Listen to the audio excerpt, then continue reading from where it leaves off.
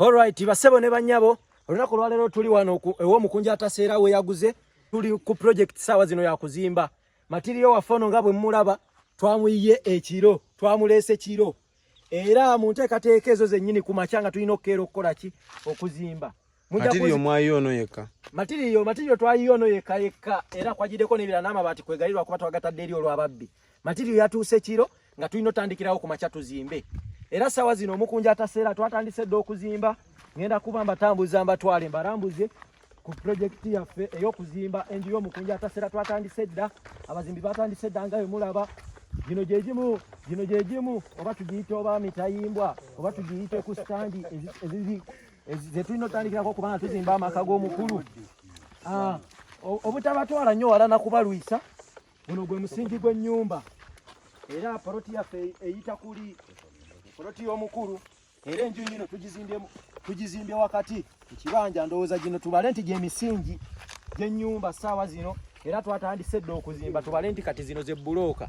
Naye ennyumba kika kino gye muzimba seregwa omulambo okubeera n'ennyumba mulinga abazimba akayumba k'enkoko. Alright, kisingako munnayo okubeera nga opangisa nga landiroodi agenda kkeera ku konkoni ng'ate oyina ewuwo asinzeeko kwabanjibwa landiroodi.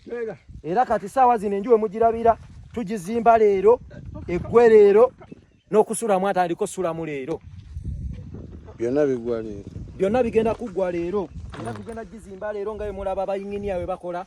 Bayinginiya baffe abali professional bano bali gizimba bulungi nnyo.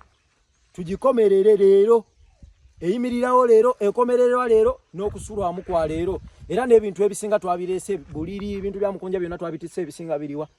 Biri waliwo neibe yabituterekeddeko. Enju tulina ogisalira n'enkoko egenda osalirwa enju twagireese naye nga ekiri ku site yaffe ya mukunja ataseera ekituufu kye kino.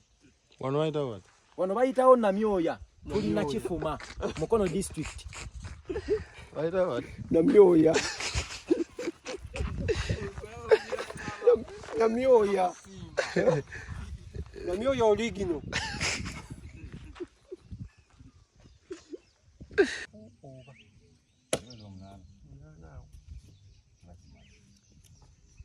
Kyekyo kyennyini kiri ku buuzi.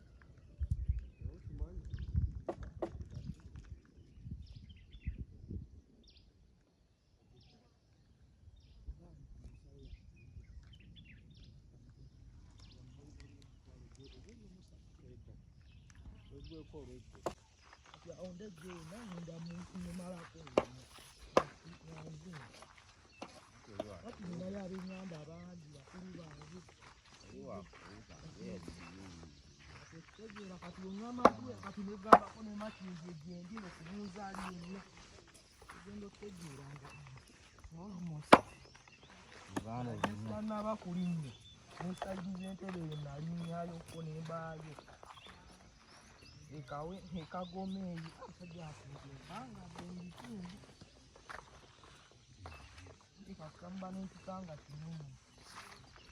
Akigenda galo kagala genda keyo emujinga kibate. Kibuzo boti bubeera ludda bwa. Ngotandika kusoma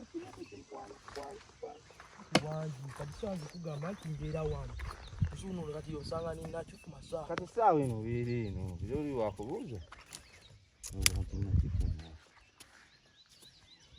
Sibeera nga kifuma. Obuwovu beezi. Kati obeera ludda. Nakifuma atatulimba. Kyakolera gyendi. Toyana by'otugassa.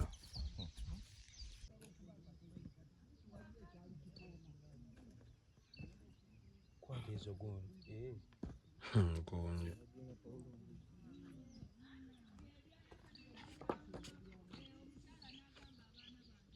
Kati ate ffe tusobola ozimbawo nsobola ozimba enju ate nga nayo yabyafaayo nga biralaye nga si ya bbeeyi naye nga ya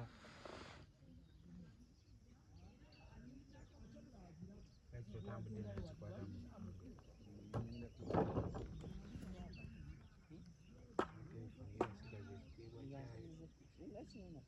Olaba bulungi nnyo.